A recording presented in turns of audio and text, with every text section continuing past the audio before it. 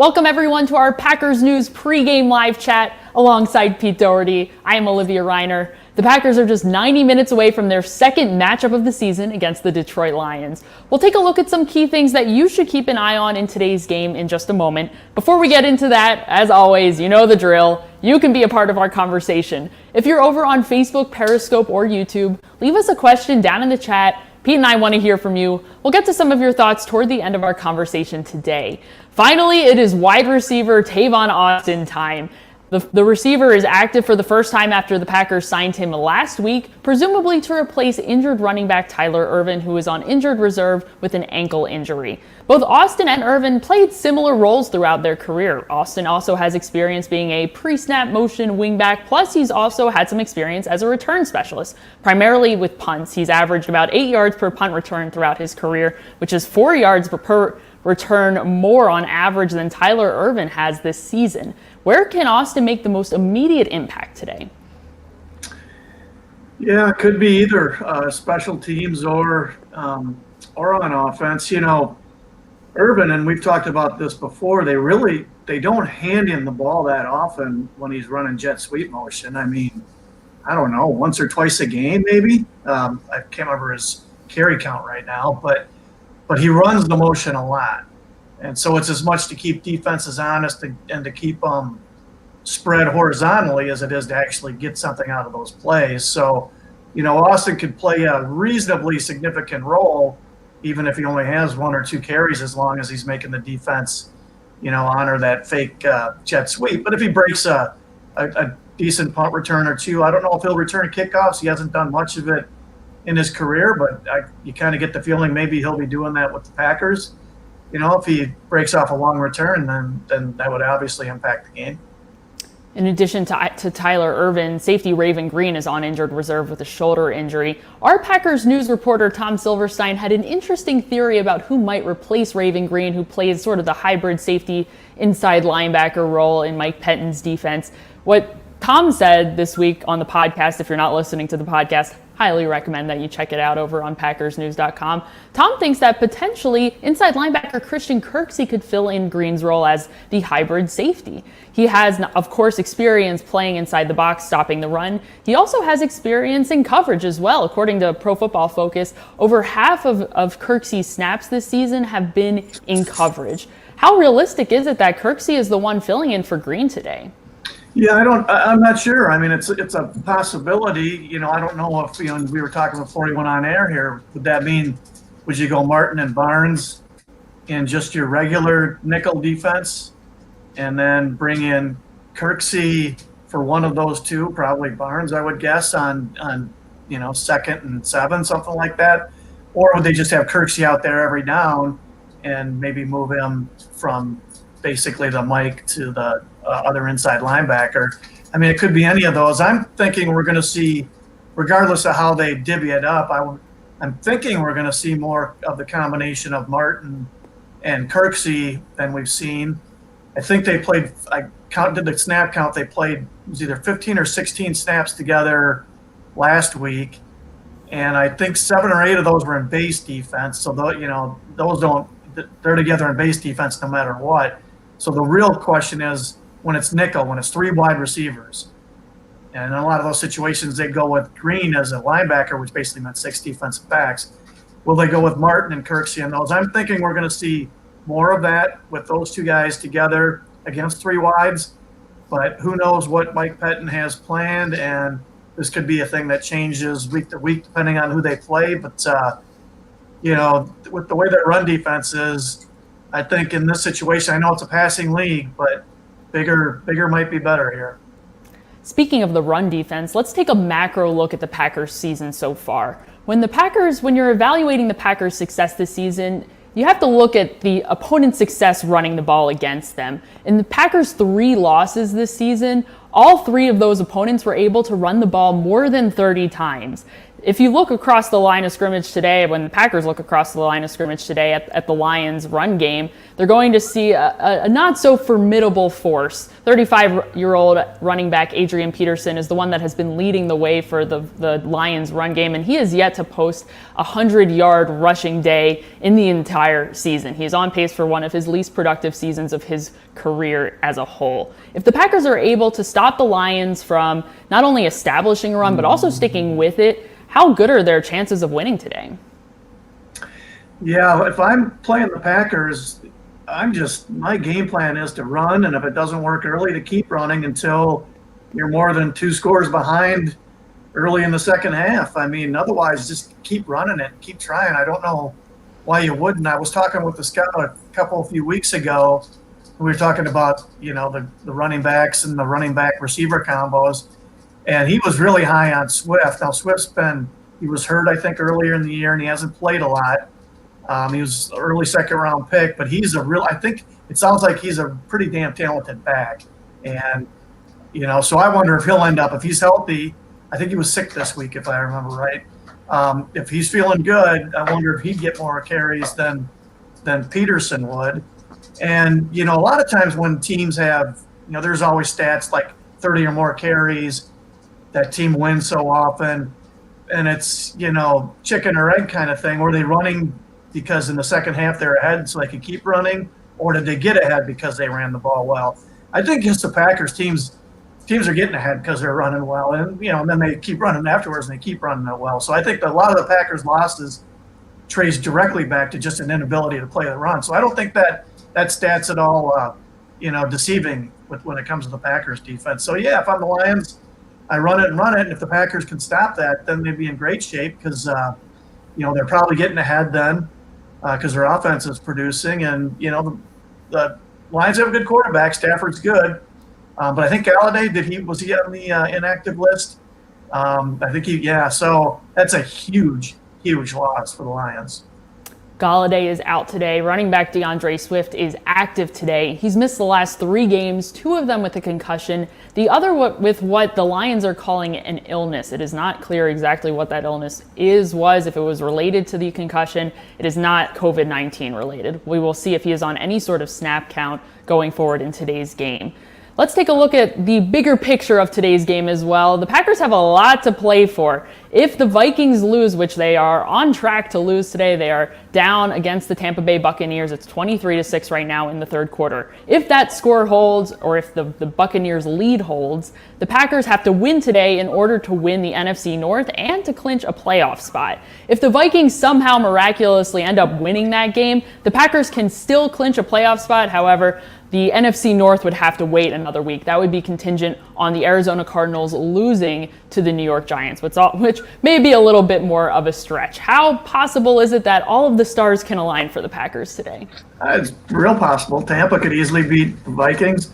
Packers are favored today. If the Packers don't win the division, that'll mean they had a huge collapse down the stretch because it's not like they've got this killer schedule. So they're in great position to win the division, and they should be, aiming higher. They should be shooting for that number 1 seeding. All they have to do is tie New Orleans for it. If it's just a head-to-head tie, those two Packers get it because they beat them earlier in the year. So, they have a real, legit shot at that top seeding. Let's head over to Facebook, Periscope, and YouTube for some of your questions. Thanks to everyone for joining us today, taking a little bit of a break from your noon start football games to hang out with us. We appreciate it. Let's start with Smumster over on Periscope. They want to know, why do the Packers bother keeping wide receiver Seth Roberts on the practice squad when they won't activate him on game days? Might as well save the spot, sign somebody else potentially. It's a good question. Seth Roberts has been sitting on the Packers practice squad for the bulk of the season, and the Packers have yet to elevate him for game day once. They've elevated other wide receivers ahead of him, including wide receiver Juwan Winfrey, who is active and elevated for today's game. Why are the Packers sitting on Seth Roberts? I haven't asked anybody in the organization, so I don't know exactly what their thinking is. My best guess is that they like him as a receiver, and if one of their guys in their rotation or a couple of their guys in their rotation who play a lot get hurt, then they would want to activate Roberts to have him play. But the bottom guy, the bottom active receiver, has got to be a big special teams guy, and maybe they don't like him on special teams. So it could be something as simple as that. That would be my best guess is what it is, but I don't know that for a fact. Let's quickly hit on all of the inactives today for the Packers and perhaps put a little bit of this in context as well. So the Packers inactive today, quarterback Jordan Love, no surprise there. Kadar Holman, the cornerback, is also inactive today, likely to be a healthy scratch, I would imagine, now that cornerback Josh Jackson is active. He has missed the last few games. He has been dealing with a concussion over the last several weeks. He is active for the first time in a little while. Linebacker Jonathan Garvin is inactive. Guard Simon Stepanek was recently activated from the NFI reserve list, so he is going to take some time acclimating back to things as he has not exactly been healthy for all of the season. And then wide receiver Malik Taylor is inactive, and tight end Jay Sternberger also inactive. He was declared out on Friday. The interesting name on this list here is wide receiver Malik Taylor, who was added to the injury report late this week. I believe, let's take a quick look here what exactly that was. Malik Taylor had a hamstring injury, so he popped up on the injury report Thursday as a limited participant. He did not participate in Friday's practice, and he is inactive today. Perhaps Juwan Winfrey, who the Packers elevated from the practice squad, is a better replacement somehow for Malik Taylor. How might those two players be comparable? Yeah, we don't know much about Winfrey, do we? Really haven't seen him. He wasn't in camp. And again, that's that bottom, receiver spot. So maybe he'll get snaps at receiver, maybe he won't, but he'll be playing a lot of special teams for sure. And so they must feel okay about what he can do special teams, maybe covering punts and or kickoffs. I don't know if he's got any return experience. I'm still guessing. I don't know. What do you think? You think Austin will be the kickoff returner as well as punt returner? I think it's likely that Austin is also doing kickoffs because last week when Tyler Ervin came out, who would typically return kicks, Malik Taylor was the one that replaced him. Taylor is out today. Perhaps they look to Austin to take that over. So something to keep an eye on there for sure. Let's go over to Christopher on Facebook. Christopher, thanks for joining us today. Christopher asks, I wonder if defensive coordinator Mike Pettin will let the defense do what they do and keep it simple again. It worked so well last week. After last week's game, outside linebacker Zadarius Smith told the media that he, along with defensive lineman Kenny Clark and outside linebacker Preston Smith, individually had conversations with Pettin about wanting to get back to the old pass rush ways of 2019, getting those numbers up, keeping pressure on the quarterback and keeping things simple this season. How did those conversations, I should say, impact last week's game and potentially going forward this season? Yeah, only, Mike Pettin knows that for sure. I got to admit, I know I'm not the only one. I mean, I'm a little leery to draw too much from that last game. I think Wentz is the most sacked quarterback in the league. Between the injuries that the Eagles have, they just been killed up front with injuries, and him kind of being a mess and holding the ball. This is the easiest guy to sack in the league, and so that had to have contributed to the Packers' sack numbers. Now, if they keep doing it, if their rush is more consistent and not just getting sacks, but getting hits and really pressuring the quarterback, if it's more consistent over this last month, then maybe we can say, hey, their meeting with Pettin might have helped and might have made a difference. I just watching the game, I can't say that I saw any more or less, stunts or, they blitzed Raven Green a bunch of times, 5 or 6 times, I think. So I don't know if that was any different than in the past. So we got to see a few games to draw any more a conclusion of whether that really had an effect or not. It's just the Eagles were just a team to build up your sack totals against. So let's see how things go today. Thanks, Christopher, for your question. John over on Facebook wants to know a very popular question. He wants to know, how come the Packers don't put rookie quarterback Jordan Love in the game for a couple reps just to see what he can do? when they do need him, and hopefully it's not for until next season. Right now, Jordan Love has yet to be active for a single game this season. The Packers have chosen to have backup quarterback Tim Boyle up for the game. Of course, quarterback Aaron Rodgers. Jordan Love has been a healthy scratch every single week. In what universe would Jordan Love ever be active for a game this season? Either Rodgers doesn't play, or he goes into a game with a worrisome enough injury where the Packers aren't sure that he can make it through. Because Boyle's the number 2 either way. And one of the things, because we're just not going to see Love out there, because the way it works basically is the starting quarter, once they go through all the individual drills and all that stuff, and then when they start doing game plan stuff, team drills, 11 versus 11, it's the Packers' number 1 offense against scout team defense. So this week they're working on cards. They're running Detroit's defense. They want to see matchups, how certain plays go against certain defenses that the Lions are likely to run. So that's how the whole practice goes, and vice versa when they do the defensive side of the period. And the starting quarterback takes in a practice, from what I've been told, the starting quarterback takes all but maybe 1 or 2 of the team snaps for the offense, the entire practice, when it's the Packers offense against the Lions defense. And then when they're doing scout team stuff, the number 2 takes all but 1 or 2 or 3 of the scout team snaps, and the 3 takes just the couple others. So Love is getting hardly any snaps in practice. Now, it sounds like from the story Jim Lazarski did recently that, because the practice squads are expanded this year, so they got more guys there, that they keep all the young guys around for a period after practice, and they run a period where Love, I'm guessing he's getting, 8 to 12 or 14 snaps in that period. So he's probably getting a little more work than a number 3 normally would, but he's still hardly getting any snaps. So he's not coming in unless something happens to both Rodgers and Boyle.